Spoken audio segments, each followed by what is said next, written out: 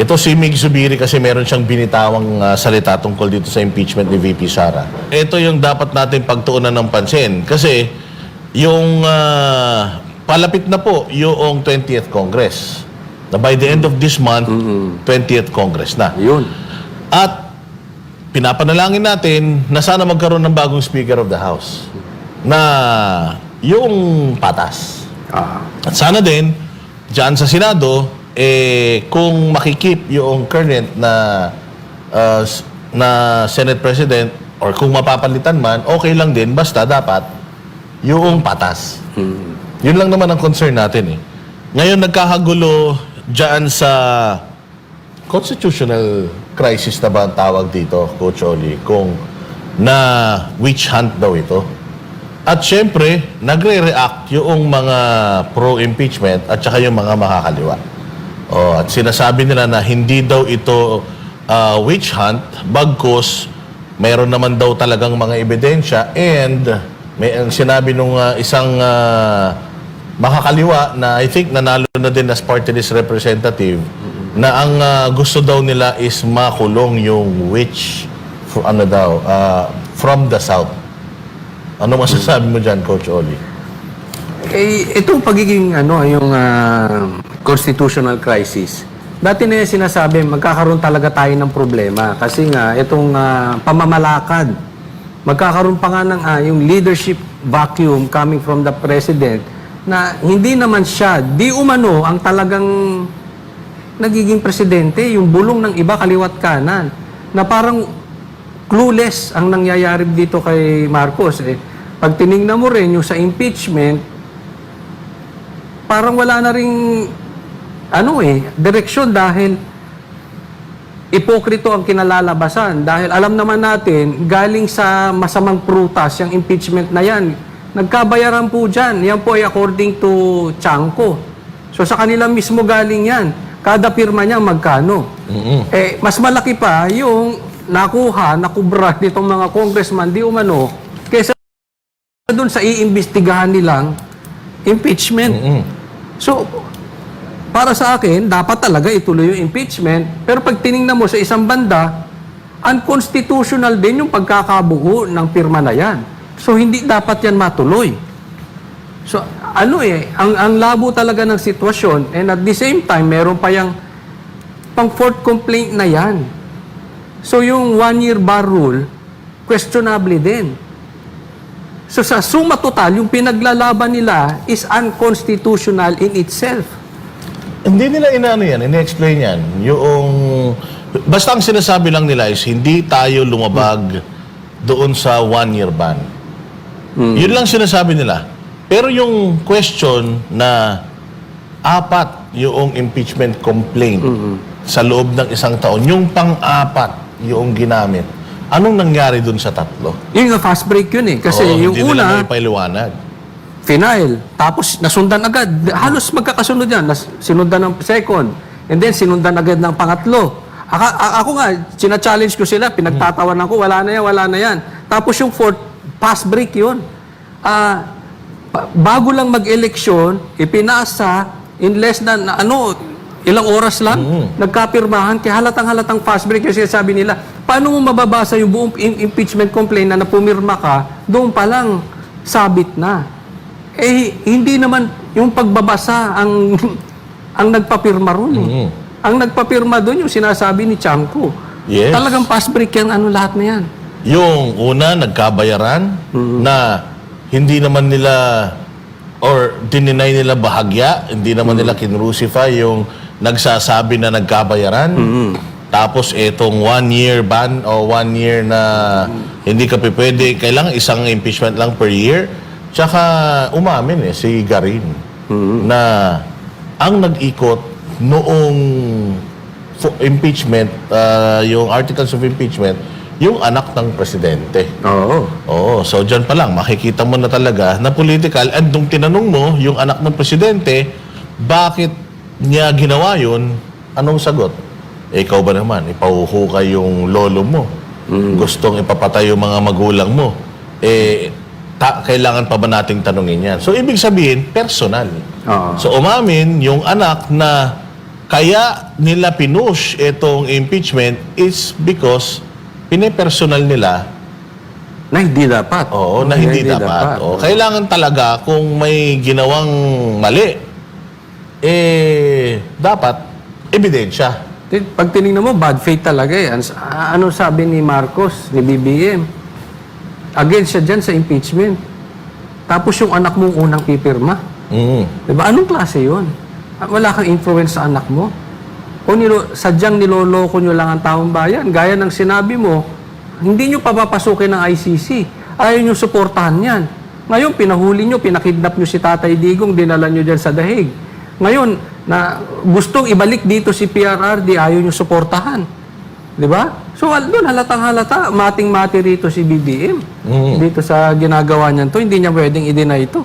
Pwede niya i-deny niya, pero nakikita mo parang walang laman yung lata. Mambubudol talaga. Bubudol talaga to. Oo, mambubudol talaga kasi sinasabi nila na wala silang kinalaman sa pagpapadala kay Pangulong Duterte sa ICC. Pero yung yung spokesperson, meron na namang malupit na binitawan. Kasi si Pangulong Duterte nangangayayat daw, pag-uusapan natin mamaya yan, pero ang sinasabi niya is mag-exercise. Baka kailangan niya ng exercise. Ito si Claire. Oo. Siya na bang official spokesperson?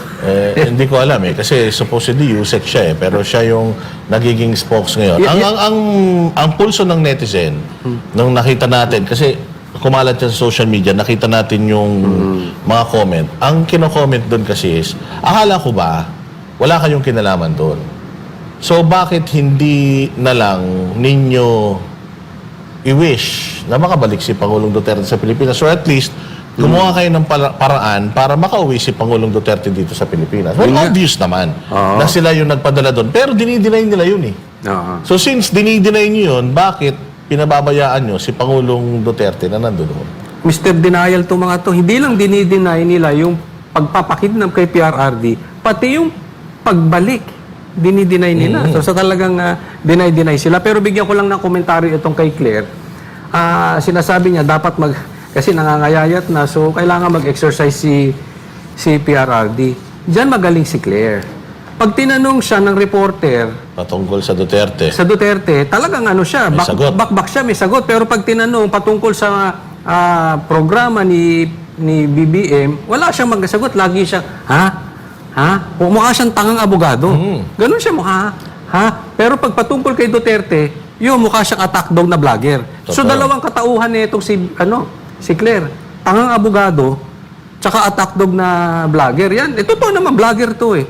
Ang akala ko lang, dadalhin niya diyan sa PCO yung pagka-abogado niya kasi dalawang personalidad to. Ang dinala diyan sa PCO yung tsaka ito, yung pagiging vlogger. Tsaka partner, itong vlogger na ito, hindi siya vlogger na normal, abogadong vlogger ito. Oo. Ang mga vlog nito is patungkol sa mga batas. Pagka may mga katanungan sa batas, in-explain niya according sa kanyang profesyon. Kung merong issue, ang insights niya insight ng isang abogado. Pero ayun nga, akala natin pagdating dito sa pedestal, Wala. oo, gagamitin niya yung kapag kanyang pagiging abogado. Pero actually, hindi, Eto na lang. Tingnan mo yung mga vlogger nila. Di ba? Ito, hindi sa dahil nandito tayo sa kabilang parlor. Pero pag tinignan mo yung sa kabilang vlogger, talagang walang laman eh. Wala. Sa kabilang parlor. Tingnan mo ang sagot ngayon nitong babaeng to. Hindi na nalalayo. Bulong ko sa iyo sino yung vlogger. Oy, nako. Di ba? Oo. Totoo Hindi nga na yan. nalalayo. Speaking of, itong mga vlogger sa kabila, puro chismis lang. Hindi, ganyan na nangyari. Dito, chismis vlogger. Paano lumalabas? Yung mga nandirito, puro chismisa na lang din. Yung mga nasa side natin, Kaya tigil na yan. Itigil na yung mga chismisa na yan. Mabalik tayo kay Claire. Sobrang budol at sobrang fake news. Meron siyang ipinapakita nung nakaraan na ito, kapal ng papel. Ito yung yung listahan ng mga ng mga drug-free na barangay. Meron na pong ganitong numero na drug-free na barangay. So tinanong siya nung napakagaling na si Eden ng sabihin na natin yung Net 25. Kasi alam mo sabi nila, na Net 25 na lang daw tsaka SME na yan nagbabalita ng matino sa Pilipinas. Lahat daw puros parang mga zombie na. Oo. But anyways, tinanong siya tungkol sa barangay, ilang barangay po ba? Ayaw magbigay ka ng kahit ilang barangay lang na masasabi mong drug-free na. Wala siyang naibigay, partner. Tama. Pero nagre-report siya, pero wala siyang maibigay na specific na barangay. Ngayon, itong Eden, sa kalikutan din itong babaeng to, kaya pinapatanggal din siguro talaga dyan, yung papel mismo na hawak ni Madam, tiningnan niya, kalahati, blanco. Blanco, no? So anong ibig sabihin nun? Niloloko nyo yung mga tao na makapal itong papel na to, maraming sa report na yan, komprehensibo, yung pala kalahati. Kaya pagalitan mo yung nagbigay sa'yo ng papel, ang nipis. Manipis, Dapat pero makapal yan. pero punong-puno ito ng impormasyon, hindi ba? O ayun, wala nang ang kapal-kapal, Wala naman palang wala laman. naman palang laman. So yan din ang yan ang ginagawa ng administrasyon ngayon, puro optics. Yan ang ginagawa ngayon ng mga nasa gobyerno kapag binanatan mo, puro optics. Katulad niyan, speaking of optics, Risa Ontiveros daw nagsampa naman ng reklamo sa DOJ. Bakit sa DOJ? Bakit hindi sa korte? Walang ebidensya, nagpapahanap pa lang ng ebidensya, kaya ganun. Kasi pagka nag-file ka ng reklamo sa NBI, yung NBI yung inuutusan mo na maghanap ng ebidensya para sa'yo. Ganon din, pag final mo ito sa DOJ, inuutosan mo yung DOJ na mag-imbestiga para sa'yo. So bakit? Akala ko ba kompleto ka ng ng ebidensya? Bakit hindi mo ibigay yung ebidensya mo sa korte para magharap-harap kayo ng mga dinidemanda ninyo? Isa pa to si Riz. Parehas kayo nito. Itong dalawa, malapit na kayong dalawang most hated woman na women in the Philippines. Kayong dalawa. Ito si Risa naman, instead na naghahanap ng katotohanan, yung pag sumbong niya sa NBI, sumbong niya sa DOJ, naghahanap ka ng kakampi. Hindi katotohanan hinahanap mo. Kaya gusto mo, trial by publicity, akala mo, mananalo ka sa trial by publicity. Lalo kang sunog dyan. Kasi kitang-kita na ng mga Pilipino, karakas mo dyan. Tapos ka dyan. But anyway, nabaon ka sa kasinungalingan eh. So, I think, yan din ang best option mo ngayon. Dahil talagang pag pumunta ka sa korte, sunog ka ron. Sunog ka. Hindi mo naman pwedeng i-demanda si Atty. Topacio, susupalpalin ka ng ebidensya. Hindi mo rin ma-demanda si alias Rene kasi magkakalabasan ng ebidensya dyan sa korte. So, walang natitirang option sa'yo. Siguraduhin mo lang na pag upo ni BP Sara, may visa ka palabas. Kaya nga, tandang-tanda ko, Coach Oli, noong sumuko si Pastor Apollo Kibuloy, tapos finally, humarap na siya sa committee ni Risa Ontiveros. Doon ako mas lalong bumilib kay Pastor eh. Kasi ang daming mga katanungan sa kanya, very composed si Pastor. At lagi niya sinasabi na kung may reklamo, magsampa ng kaso sa tamang forum, sa korte. Para doon ko sasagutin lahat yan. Hindi ba? Pagka meron na namang ibinato si Risa Ontiveros, yun ulit ang sasabihin niya. Sasagutin niya yung mga kaya niyang sagutin, pero yung mga matters na legal, kailangan doon sa legal na paraan dinadala. Hindi sa trial by publicity. Besides, di ba, kung totoo naman itong mga... Kung totoo na malakas ang ebidensya niya laban dito sa alias Rene na ito, na para sa akin ay sinungaling din, katulad niya, mahilig naman siya mag-Senate inquiry, sa 20th Congress, magtapatan sila ni alias Rene sa Senado, di ba? Oo. Dapat yan, dapat talaga, china-challenge din natin yung mga senador, kung sino man mapupunta dyan, dapat imbestigahan to ng Ethics Committee, ito si Risa. Talagang, kasi, alam nyo, totoo man o hindi totoo yung sinasabi ni alias Rene, dapat imbestigahan to sa Senado. Alam nyo kung bakit? Plataforma nyo yung nagamit. Senate hearing. So, dapat imbestigahan to sa Diyan sa Senado rin. Tama. Oo. At saka maraming mga malalaking tao na nadamay rito. Si Senator Bongo, si Senator Bato de la Rosa. At pinadidiin silang dalawa. Pinadidiin sila rito. According dito sa testimonya ng alias Rene. Tsaka isa pa, yung mag-amang Duterte. Oo. Oo. And lagi ninyong tatandaan na dahil dito sa hearing na to ni Risa Ontiveros at dahil dito sa testimonya na ito ng alias Rene doon sa kanyang Senate inquiry, doon unang tinugis si Pastor Apollo Kibuloy dahil siya ang unang nagbigay ng contempt order hindi ba? Sa Senado.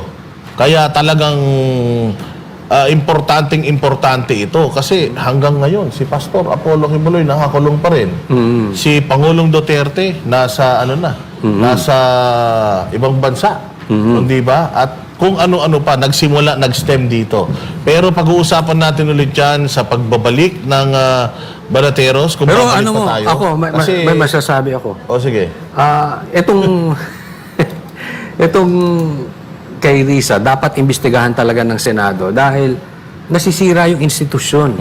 Yung ano mismo, itong legislative natin, may malaki tayong problema. Nawawala na ang tiwala ng taong bayan sa Congress, dito sa legislative body natin kasi merong anomalya itong kay binukay nga ni Chanco na pirma na may bayad, tapos ito namang sa Senado, malaki po yan. Isipin mo, senador, ginamit ang Senate hearing para magtanim witness.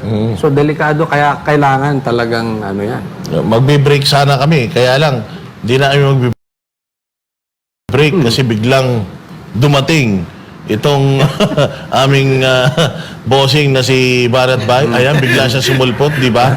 Alam mo, pinanonood ko kayo papunta dito sa sobrang traffic Oo. Mali kayo Ano? Mali mga pinagsasabi nyo. Bakit? Tama si Claire. Na ano? Cleared. Cleared yung report Papel. niya. Dahil walang laman. Oo, walang laman. Kaya cleared. Tama talaga siya. Pero parang pinakakahiya yun, ano? Oo. Napanood ko din yung vlog mo patungkol doon. Yun din ang vlog ko. Pero nag-vlog muna ako bago ko napanood yun sa kanya. Pinakakahiya yung ginawa niya na yun, no? Banat. Alam mo, feeling ko kasi, ano siya, masyadong mataas ang tingin niya sa sarili niya na hindi na siya nagdo-double check. Matalino ako, magaling ako. Di ba? Ako na. So, hindi niya dino-double check. Hindi niya muna tiningnan tama ba yung bilang, which is mali. Pangalawa, hindi niya siguro tiningnan or talagang intentional yung ginagawa nila. Or, tiwala siya na yung mga media na nandoon, kontrolado nila. Merong isa na hindi nila kontrolado. At saka ang nakakaano dyan, ilan na kaya ang ganyan? Ilan na yung mga masasabi nating sinabi niya noong mga nakaraang press briefing niya na ganyan pala? Banat Bay, it is safe to assume na lahat ng report nila palpak. Bakit? Sablay. Oh. Palpak. Kasi sabi nga nila sa korte, hindi man korte yan, abogado man yung tao na yan, kapag meron kang 10 ebidensya, yung isa pineke mo, yung siyam, tama, lahat yan. Lahat yan palpak na yan. Lahat yan, wala nang kakwenta-kwenta yan. Lahat yan peke na yan. Mas maganda siguro, Nawala yung kredibilidad. i-challenge natin si Risa. Ano-ano yung mga drug-free na barangay? Ni Risa. Si Claire. Si Claire. Na alam mo, nabubula ko dun sa dalawa. Parehas. Kamag-anak kasi yan. Parehas budol. Parang sinasabi ni Inday, magpipinsan yan Oo. 3 yan na magpipinsan. Actually, 4 na. 4 na babae At magpipinsan. tatlong pangit. Sinabi pangit pangit na ugali. Pangit ang Oo, ugali. pangit na Hindi, nakakapangit talaga yung ugali. Pero ilabas nyo yan, ha? Kung hindi, budol kayo. Asa na yung drug-free na barangay? Pupuntahan namin yung isa-isa. Sige, ilabas ninyo. Ay, ang dami nga actually, sa social media ngayon, lumalabas, nagtatanong sila, drug-free na ba itong barangay na to? Kasi nga, wala nga siyang nilabas na listahan ng mga barangay na drug-free. So ngayon, nagtatanong yung mga tao, siguro, tinitingnan nila kung yung barangay nila nasa listahan na yun. Kasi kung nasa listahan na yun, yung addict nila, yung kapitbahay nila addict pa rin, ibig sabihin, peke yung listahan na yun. Napakinggan ko pa yung interview niya doon sa istasyon ng mga ano yun, yung na, ano, naalis. Nakakatawa doon, hindi niya alam kung bakit daw sila nagtitrending ni Eden. Bakit ba kasi na nagtitrending kami? Ano bang problema? Sinasagot ko naman yung tanong niya. So, wala siyang kaalam-alam doon sa kapalpakan niya. Nakakalungkot. Naniniwala ka na wala siyang alam sa kapalpakan niya o mambubudol lang talaga siya? Based sa pagkakilala ko sa kanya, parang wala talaga siyang alam. Huh? Medyo ano siya eh. Di ba nung nagsa-debate, anong sagot niya? O pag walang ebidensya, walang facts, hindi yan totoo. Kahit opinion yan. Opinion yun, ha? So, eto pa kaya, hindi opinion. This is news. Yung press briefing mo, news yan eh. Para mong ini-inform ang tao na ito ang nangyayari sa Pilipinas. So, that's somehow a news to be taken as the truth, di ba? Pero, wala kang ebidensya maipakita. So, doon pa lang, medyo, ako feeling ko nung inoobserbahan ko na yan, di ba, sinasabi mo pa nga nun, pinagtanggol ako niyan doon sa issue nung, Yung something kay, like that. Ano pa nun, yung in-interview natin si Bantag. Pero panahon pa lang niyan, kay Atty. Libayan, yung mga hirit niyan sablay na eh. So, ako sa tingin ko, it's an honest katangahan. ano nangyayari sa mga abogado natin kung ganyan ng... Ewan ko alam pagkakalam ko, abogado, matalino. eh. Marami dyan pang notaryo na lang eh. na yung pumasa lang dahil sa natsambahan. May mga ganun. Na, baka magalit sa'yo yung mga lawyer, sabihin nila, hindi, paano tsambahan? Essay, form yan. Hindi, meron yun eh. Meron pa rin yan. Oo, meron yan. Hindi mo Or masasabi. merong mga magagaling sa academics na mahina sa actual. Ganun ba? May mga ganun, Ang alam ko, yung matatalino, mahina yan sa puso. Oy. At saka tinan mo, Kaya pala. hindi lahat ng abogado kayang maging trial lawyer. Magaling lang sa utak pero iba yung trial. Kaya nga 'di ba meron tinatawag na Litigator. O yun. May tinatawag na niya kasi magaling talaga. Ibig sabihin logic-wise kayang makipagdebate ng maayos, kayang makipag-argue ng maayos. Ito hindi talaga. May si Claire Castro, in fairness to her, Baka naman voluntary katangahan. Ako talaga parang hindi ako makapaniwala na Medyo dikit na sila ng utak na mo ni abogado Castro, ka, no? tapos ganito eh. Oo. O siguro, kasi minsan may parang di ba, hindi naman bulag, pero pag natapalan ng pera, nabubulag. May hindi naman bingi, pag natapalan ng pera, nabibingi. Pero baka naman sa kaso na to, baka magaling naman talaga siya, kaya lang, meron siyang ginaganapan na, banat ba? Sa tingin mo, ginaganapan na role. Kasi nagbago na ng PCO secretary. Matapos makitang nakikipicture itong, sa bagay, maingay na talaga itong pagkakatalaga dito kay J. Ruiz, Umpisa pa lang, marami nang kinakabit sa kanyang mga iskandalo, At saka, hindi ito ni-retain ni Pangulong Marcos doon sa mga nag-resign, Inalok nga daw itong position na to, wala lang daw tumatanggap siguro na may tumanggap na ngayon, nilet ko na talaga nila yan kasi loose ends ika nga So, hindi pa rin naman nila tinatanggal itong itong PCO secretary. So, well, sa mata ni Banat Bay, sa ginagawa nga niya, mukha nga siyang engot, pero ako, parang hindi, ako mahina talaga. Sa tingin ko lang mahina talaga. Pero pwede naman din yung aspekto na mahina ka na talaga tapos natapalan ka pa. More or less feeling ko naman di siya natapalan. Ito, honest opinion ko, hindi siya natapalan. Kaya lang, kailangan niyang gampanan yung role niya bilang isang dinatapalan nga. Dinatapalan nga. Hindi man ng pera, pero natapalan ng posisyon. Yeah, May idea ba kayo kung magkanong salary grade niya? Ano ba salary grade ng mga USEC? Mga 130, 140, ganun. Siguro siguro. 130. 1,000. Professional. Tapos, isang lang USEC lang kasi siya, so USEC lang. Tapos ganun. magagaganyan. Hindi, I don't think so. Yan lang yun. 130,000, gagawin mo parang tanga yung sarili mo. Oo. Ewan ko lang. Hindi. Ewan ko, nalilito na rin talaga ako sa kanya Pero pahiyang-pahiya siya rito sa Hindi niya alam expose. niya, napahiya siya. Expose ni ano kasi pinakita talaga ni Edin eh. Yan, blanco. Kaya yun Di na ba? dapat di ba nagkaroon kayo ng na debate ata yun, ng budol-budol. Ibalik mo sa kanya yan. Budol siyang, budol. Parehas kayo nung tatay mo. Meron pa siyang bagong Budol King, Budol may King. bagong statement pa siya ngayon na payag daw ang administrasyon na ito sa transparency. Kung talagang payag kayo sa transparency, simulan niyo sa drug test, Coach Oli. Ay, oo, Di ba? mismo. Kasi ang talagang advocate ng drug testing ni BBM, si Coach Oli talaga eh.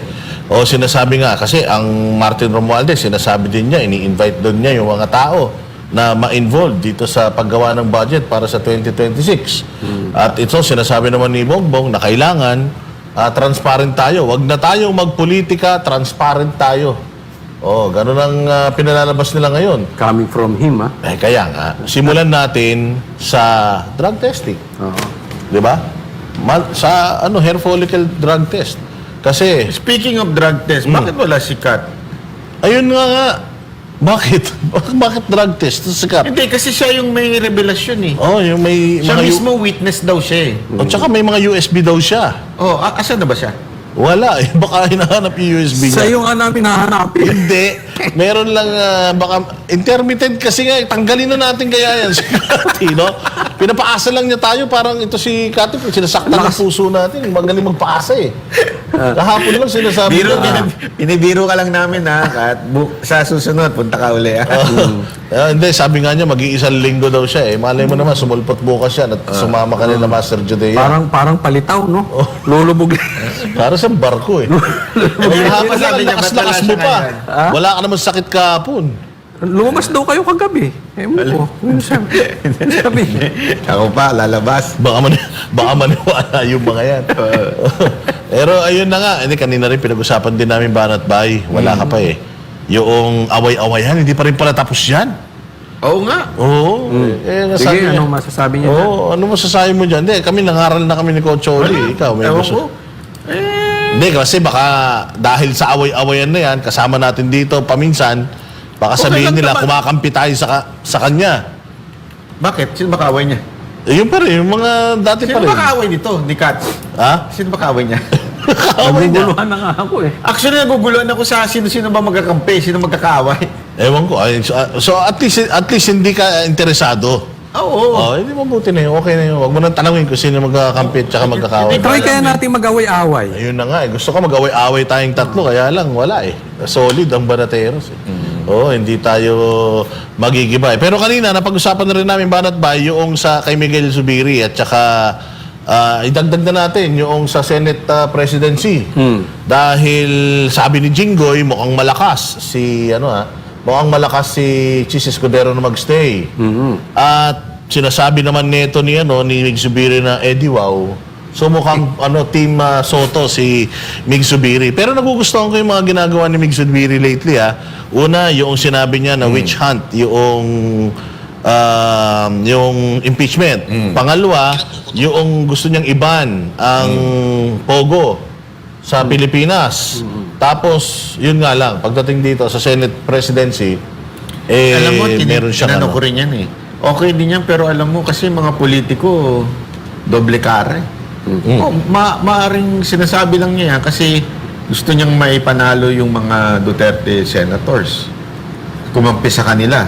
Kasi dalawa ng paksyon niya yun, di ba? Yung kay Soto tsaka kay Escudero. So baka sinasabi lang niya para isang mukha ni Hindi, si Escudero, pro-Soto siya eh. Si Escudero is pro-Soto. Escudero? Ay, sorry, si Kaya nga, si Zubiri. Si Zubiri, Oo. oo. So baka nga mamaya, sinasabi lang niya yan para makakuha ng kakampi from the Duterte block doon kay Soto. Di ba? Maaring ginagawa lang niya yan para kumampi tong mga sila Bato. Kasi marami-rami na sila eh. Okay? Oh. Hindi natin alam. Baka ganun lang ang kwento niyan. Yung itsura ni Zubiri, parang minsan dumodoble kara yun eh. So nakakatakot. Pero maganda yung mga sinasabi niya. Maganda yung gusto niyang ipasang batas. Pero hindi ko lang alam. Baka naman sinasabi lang niya yan in a different reason. Meron pa siyang sinabi lately o earlier na yung 2025 budget daw ang pinaka-corrupt na budget sa kasaysayan ng Pilipinas. So coming from a sitting senator na part ba siya nung part siya nung BICAM, di ba? Di ba? Kaya nga. O, so sinisita niya itong ano na to. At saka di ba may issue yan pagdating dun sa budget na diniscuss na rin dahil hindi ko alam kung na-discuss na ba yun dito o na-discuss na yun sa social media, pero may issue rin yan doon sa budget. Kaya nga Ano na issue? Ayaw niya? Or Sabwat. oo, bakit Nasabot nakapasa sa BICAM? Sa simula yun eh. Tapos may issue, kaya nga natanggal yan. Kasi may mga unsatisfied senators na bakit nawala ng budget, nabawasan, nakalhati ang budget ng bawat senador. So nagka-issue yan nun. Kaya siya nasipa bilang Senate President. ba't ini-expose niya ngayon yun? Ito. I Ayun do na nga, not know. kung pwedeng pumasok yung sinasabi mo na he's harping yung mga gustong marinig ng mga pro-Duterte Oo. para siguro makabalik siya doon sa Kaya nga eh, Duterte political group. yan eh. Political stance yung mga ganyan. Kaya nakakatakot. Ang nakakaalam lang talaga niyan, yung mga senators. Kasi nag-uusap-usap naman yung mga yan eh. Kung anong deal, bakit ikaw maging Senate President. Kasi remember, chairmanship yan. Ang issue ng Senate President is chairmanship. Kung saan ibibigay, kanino ibibigay. Oo. O pagka bibigyan ka, sa akin ka. Well, actually, yan ang sinabi ni Zubiri na si Chis Escudero daw, hindi daw kinoconsult sa kanila kung kanino ibibigay yung mga chairmanship. Oh, kaya nga, So, yun na ano yun, yan eh, masalimuot yung Senate presidency. Pero we'll see. As I see it, ano lang talaga, bitter lang talaga eh.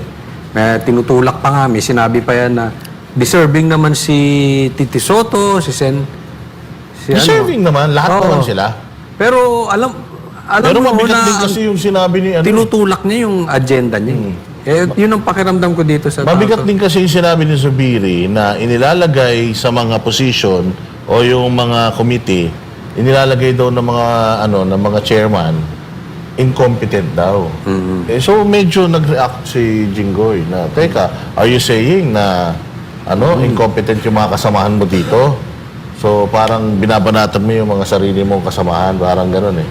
Kasi yung pinagmamalaki nito, ano sila eh, sila yung senior. Sila yung matatagal na. Yan ang ano niya, yan ang parang battle cry niya na, kami na kami. Yung experience namin dito sa Senado, tapos ganyan. Pero di ba merong bakit ba ito to ba? May rule ba na kailangan ng Senate President, abogado? Di naman kailangan, Wala. di ba? Well, alam Kasi nga si naman. Tito Soto, hindi naman Hindi lawyer. naman. Maging, Ang daming naging Senate President na hindi abogado. pero sa tingin mo, dapat ba pagka yan isa dapat baguhin na kapag Senate President, kailangan abogado? Pwede. Mas maganda. Mas maganda, no? Oo. Pero kung wala namang batas na nagsasabi na ganun, Hindi, kasi wala namang batas. Dapat nga, merong batas na abogado lang ang lawmaker. Eh. dapat, Oo. Yun muna unahin. Dapat ganun eh. Kasi senador ka, gagawa ka ng batas. Although, sabi naman nung iba, pwede naman mag-hire ng lawyer. Which is kasi sa totoo lang, sa kasaysayan, napakarami namang gumawa, naging senador na hindi lawyer, pero maganda ang ginawa. Maraming naipasang batas. Oo. Marami namang ganun. Oo. So, I don't think kailangan yun for Senate President. Kasi kung kailangan yun for Senate President, dapat kailangan din sa senador yun. Hindi naman nangyayari yun. At saka kung the likes of Claire lang din, yung mga kalidad ng lawyer, wala ding silbi. Wala rin kwenta. Doon na tayo sa mas maayos-ayos, yung may experience na senador. Pero kung titingnan natin si Tito Soto during Duterte time, kasi 'di ba naging Senate President siya during Duterte time. Mukhang di naman nahirapan si Pangulong Duterte doon sa mga gusto Batas. niyang i-prioritize na mga batas. Logical naman si Soto. So if ever mapalitan si Zubiri, do you think Zubiri o sa si tingin ko, Chis? si Chis. Chis. Logical naman si Soto pagdating sa mga issue. Kahit noon, na-observe ko naman kahit nung panahon ni PRRD, di ba, Senate President siya. Pag may logic naman yung mga pinapasang batas, inaano naman niya, pinupush naman niya. Yung laro lang naman ng politika sa simula lang yan eh. Sa Senado laro ng politika pagdating sa Senate presidency, naglalaro lang sila. Pag natalo yan, tinan mo, pag kami nanalo, ito na yung panalo, magkakasundo-sundo. Ang hindi lang naman dyan, si Ontiveros. Si Ontiveros talaga mag-isa sa buhay. Oo, mukhang ano na siya, iniwan na rin siya ng dalawa niyang kasama. No? Ininsulto nga ni Feeling ko, insulto yung ginawa ni Subiri. Mantakin mo sinabi niya, pagkatapos niyang tulungan daw ito, iniwan siya. Kasi si Bam at saka si Kiko, nasa majority. Na eh. Oo. Talaga ba? Oo, so parang, kaya nga merong siyang statement, si Ontiveros, na sinasabi niya, dapat ang pink at dilaw, Magkaisa. magkaisa, mag-unity, di ba? So sabi ko, Unity Team 2.0, ang dilaw at pink. Ibig sabihin, dun pa lang, meron pala talaga silang division. Sino ang pink? At sino ang dilaw? Well, I guess, ang pink, makikita na natin. Ang pink si Leni Robredo. At saka itong dalawa. Si Bam at saka si Kiko. So, it means So, sino na yung dilaw? Si ano na yan. Si Ontiveros. Si Ontiveros na yan. So, yung sa statement niya ngayon, ibig sabihin, merong hindi unity sila ngayon. Pero hindi ba may nagsabi na pinamumukha niya na nakapagpanalo siya ng 2 senador? Di ba? Sa akin nga, feeling ko, mas unity pa ang dilaw at ang pula. Tapos Mas pink. kasama, kasi ngayon may mga bagong in-appoint na galing sa Pinoy administration. So ang dami ngayon mga appointed na na pinoint out to ng isang news na ang daming dilaw ang napunta ngayon sa Administrasyon. administrasyon. Ito lalo na itong bago So ibig sabihin ang dilaw at ang pula magkasama na. Nakakahiya yun. Mantakin mo dilaw ang nagdiin sa mga pula. Tapos itong si Marcos nakikipag-unite sa dilaw. Ang nagpatapon sa tatay nila at pamilyang Marcos, dilaw. Pero posible rin yung pink ang baka posibleng maging kaalyado naman ng Duterte. Kasi di ba Duterte black yung majority ngayon eh. Okay. Di ba baka yung play nila diyan, ito magandang tingnan. Pagka talagang nag-unite siyang Duterte black tapos tong pink, dako, delikado si BBM dyan. Napakaganda nun. Ang ganda nun. Diba? Sarap nun. Yun ang abang-abangan natin. Kasi syempre, the more we are, marami tayong kakampi, the more chances of winning. Oo. Kasi lalong-lalo na sa eleksyon, yung botohan is a numbers Team game. Alpotera pa. Double agent, no? Mga double agent. Pero Mga double malay agent mo naman. pala kayo. Hindi ba? Malay mo naman. Pero meron pa tayong ibang balita actually, yung mga patutsada ni VP Sara sa Hague. Marami naman siya binitawan doon. Na ito daw gobyerno natin kayang magpadala ng mga Pilipino sa Hague para tumistigo gamit ang pera ng taong bayan, pero wala silang pera para gamitin dito sa mga nasa Israel at Iran, mga naiipit na mga Pilipino. At dito rin sa kanyang interview, nabanggit din niya kasi sinabi ni Pangulong Marcos na tama na ang politika, magtrabaho. Ang sagot ni VP Sara is tingnan mo yung sarili mo sa salamin. Baka bago ka magsalita niyan, tingnan mo muna yung sarili mo sa salamin. Ano man sasabi mo diyan, Coach Ol?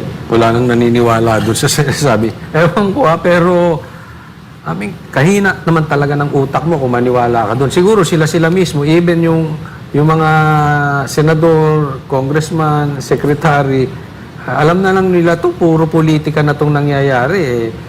Yung impeachment, again, it's very obvious that it's political. Yung pagpapadala kay Tatay Digong, very political yan dahil gumagana ang hustisya natin dito. Kaya nga pinabalik nila si Tebes dahil gusto nila dito, pilit nilang pinababalik si Attorney Roque dito. So, ibig sabihin, gumagana hustisya rito.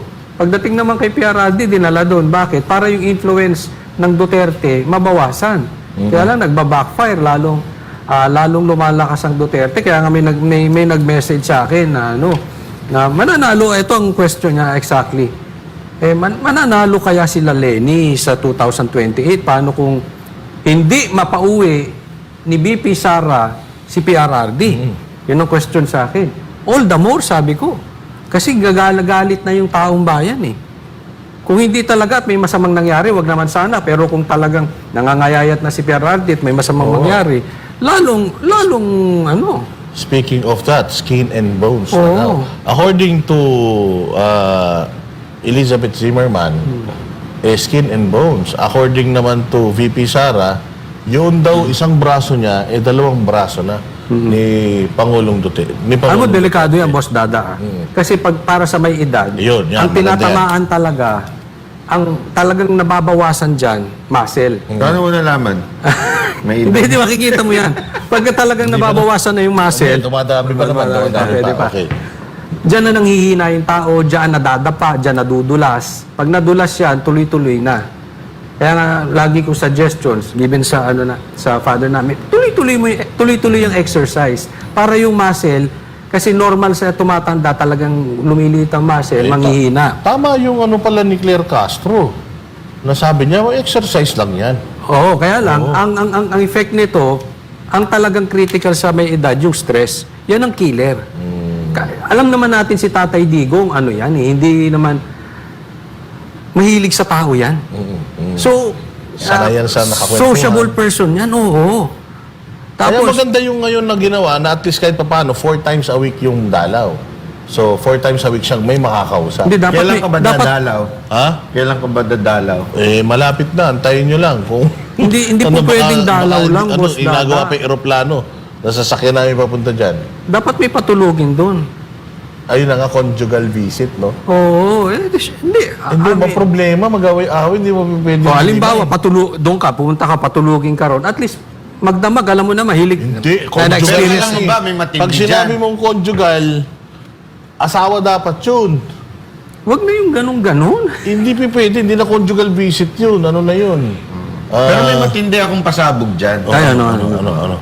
Yung tungkol dyan sa healthy na yan. Nako, bukas. Nasa video ko yan. Abangan ninyo, may pasabog tayo dyan tungkol sa video ko. Tungkol dyan sa gamot.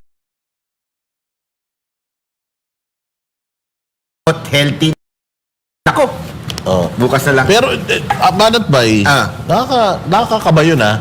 Sabi ni Inday Sara kasi, si Pangulong Duterte daw, wala na dun sa infirmary. Infirmary, yung clinic. So, nandun daw siya sa regular na kulungan. Kung nandun ka, mag-isa ka dun. Kung mag-isa ka dun, hindi ka natututukan 24 oras. Hindi ka tulad nung Pero may ibig sabihin kasi niyan. na nandun sa video mo. Oo, na pinaliwanag ko sa video ko. Kung bakit ganun. Bukas na lang. Bukas na lang, bukas na lang. Paano rin yung 7 a.m. Yan, lalabas sa video ko yan. Kung bakit ganun ang nangyayari at aking opinion tungkol sa mga bakit ngayon, kahit payat daw, healthier. Kahit payat, healthier. Oh, yan ang sinabi eh. Kahit payat, healthier. Well, actually, sabi nung ni Inday Sara na Pero wala iba siyang iniinom na gamot. Kaya nga. Iba yung skin and bone. I mean, sa matanda medyo... Sa 80 years old, delikado parang- yun. Hindi. Alam mo, normal naman yun na maging skin and bone ka na pag ganun ka na ng edad. Kasi nga, kinakain na yung muscle mo. Pero yung state of mind, pwedeng healthier ka eh. Kasi sa Pilipinas, mali ang konsepto natin eh. Pag malusog, healthy. Mataba. Oo. Pag Malusog mataba, na, healthy pa eh. Pag malusog, mataba. Oo, Ganun. malusog, mataba. Yung malusog, hindi, pag sinabi mo malusog. Healthy, mataba. Oo. Ganun. Ganon sa atin eh. Hindi ganon. Hindi ganon ang tunay na science eh. Sabi talaga, mas mas slim, walang fats, yun ang tunay na mas healthy. At saka syempre, ang makaka-define yan, yung taong bumibisita. Pareho sila ng tono ni Ma'am Elizabeth at saka si BP Para Sara. masaya sila eh, no? Oo, na mas healthy siya ngayon. Bakit? Sa video ko bukas, nandun yan. Parang alam ko na. Ano na natin yung video nito. I-debunk na natin ngayon pa lang. Hindi pwede dito eh. Pero 80 years old kasi nakakatakot. Totoo naman. Iba, yun, tama Kasi yung Banat sinasabi Bay, ni Bay. pag pumayat ka, ibig sabihin, malnourished ka. Hindi totoo yan. Hindi totoo. pansinin niyo ha, tingnan niyo. Hindi ba kayo lagi sinasabihan? Ako, may lagi nagsasabi sa akin ng ganito. Hindi ko na lang papangalanan si Mocha. Pakasabihin niya, di ba? Oo. Di ba? Lagi niya sinasabi sa akin niya, bakit lagi kami sakit? Oh. Pero yung mga, yung mga... Payatot, yung mga nasa kalsada. Sa kalsada, hindi sila nagkakasakit. May punto siya doon eh. Nung panahon namin, natin, yung mga matatanda na. Ay, kayo. Yung Kayo. panahon natin. Kasi nung panahon natin, mas hindi sila kumakain, di ba? Kasi nga wala ngang pera. Tayo na medyo iba yung konsepto sa atin eh. Pag malusog na bata, yung mataba, yun ang malusog. Yun ang healthy, di ba? Pag mataba, yun ang kit-kit mo, ang healthy mo, ganun. Mali yun, konsepto na yun. Kaya pansinin nyo yung mga kaedad natin na parehong payat, na hindi umiinom hindi nag-a-addict. Iba yung kapayatan yun. Yung mga ganun, sila ang healthy, hindi nagkakasakit. Kasi nga, hindi diabetic, healthy. As a matter of fact, isang halimbawa niyan, yung lelang namin. Ang payat-payat nun. Sobrang Pero payat na yun. mabuhay. Pero inabot ng almost 100. Healthy. Bakit? Payat siya. Sobrang payat hanggang pagtanda. So, ano na lang talaga yun? Yung nakalaylay na nga yung sobrang buto-buto na yun. Pero bakit siya mas healthy kesa doon sa mga kamag-anak namin na malaki? Hindi kasi din mahilig yun sa gamot, inom ng inom. Dahil ang hilig lang nun, puro gulay-gulay. Dahil nga minsan, remember, ang gamot, hindi lahat ng gamot nakakagaling. Hindi particular na may gamot ka, gagaling ka. Diyan naman sang-ayon ako dyan. Kasi nga, yung iba, sinosobrahan. At wag niyo tingnan nyo, lahat ng gamot, meron niyang Side effects. side effects. Bakit nakasulat? Hindi na natin binabasa yun eh. Kasi nga, ang gamot, merong side effects masama. Ang tinitingnan lang natin yung kabutihang na idudulot ng gamot. So, ang nangyayari, inom tayo ng inom. Nakakapayat to. Inom ako. Diba? Example na nga lang yan, yung gamot ko sa diabetes, nakakapayat yun. Ba't di ka uminom na madami? Pero ang daming side effects nun. So, si Pangulong Duterte, dahil na-win off Parang na di mo siya. naman alam. Na-win off na siya sa gamot. Dahil nga, wala na daw siya halos tinitake ngayon. Yung kanyang maintenance na lang. At iba rin sa Amerika, sa US. Mas naging healthy siya dahil doon. Sa Pilipinas, iba. Sa Pilipinas, madaling kumuha ng gamot. Sa matter of pakita mo lang sa cellphone mo yung prescription, di ba? Pakita mo dyan, lipat ka ng drugstore, pakita mo na naman doon, tapos lipat ka na naman. Sa ibang bansa, hindi eh. Kinukuha talaga. So, hindi ka pwede ma-overdose. Yun. Panoorin nyo na lang. Ako, parang mukhang maganda nga yung vlog ni Banat Bay bukas Hindi, madami kasing nalungkot na mga kababayan natin dahil doon sa balitang nangayayat. Kaya nga ako kanina, nag-post ako, parang pulso, pinulsuhan ko. Kapag may nangyaring masama kay Pangulong Duterte sa dahig, ano ang gagawin mo? Kaya nga nagganon ako kanina. It's because even ako, nag-aalala din ako na an 80-year-old na lolo, is it a sign of deteriorating health? Although wala namang sinabi si Inday Sara na nagdi-deteriorate yung health niya. Ang sinasabi pa nga ni Inday Sara is it's just skin and bones, but he's sharper and okay naman daw siya. Wala siyang nararamdaman, sabi. Ako, ang kikita kong critical dyan, yung biglaang payat. Yan ang delikado. Yung hindi ka naman nagda-diet, tas biglang Siya kasi pinayat. hindi kumakain. Kaya siya bumiglang payat. Pero palagay ko diet si PRRD sa kausap. Alam natin yan, sociable person yan. Kaya sabi ko, kung punta ka ron, tabihan mo lang yan, magdamag, magkwentuhan kayo, biglang tataba. Yan. Wala na. Wala nang pwedeng tumabi sa kanya, nasiraan na lahat. Ay! May camera to. Nagulat ako. pero advisable yung intermittent. Yan, yan ginagawa ko. Kaya ayoko ng gamot sa May edad. naaral nga ako Intermittent lang. Sabi, get Meron well. naman. Get well. Basta gagaling ka daw. 7 days. Fasting. 7 days fasting? Hindi. Nung una. Sa pagkain lang, sa tubig pwede. No? Oo. Pero kung iisipin mo. Alam mo, ang expert sa fasting, si MJ Mondiar.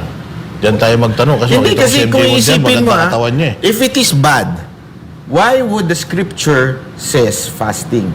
40 days pa, no? Oo. Ay, 40 Kung if it is bad, remember, Fasting lang naman, hindi ka naman hindi kakain. hindi isipin mo to, sinong gumawa ng katawan ng tao? Diyos. Oh. Bakit sinabi ng Diyos mag-fast? Gusto kang pahirapan? Hindi. Aside from the spiritual, Oo. ibig sabihin lang nun, kaya ng katawan mo. Ibinigay ko sa iyo yan eh. So, pinag-fast kita, para mamatay ka? Para ikasama mo? Hindi. It's because of spiritual aspect, plus you can. So, yun ang isang bagay na, Hindi, pati si Jesus Christ, nag-40 days yan. oo. Nag-40 days. Kaya, Pero alam mo, talaga matindi sa intermittent. Di ba sabi mo nga, si Cathy? Oh, intermittent, ano yung barateras eh. Oo, intermittent ang pasok. Intermittent barateras. Minsan, oy, Banat Bay, ano? si Rizal Tiberos daw, nag-file na ng reklamo sa DOJ. kasi kayo, Ganun hinamon nyo eh. Uy, DOJ pa rin yun, hindi pa rin korte yun. DOJ. Hindi.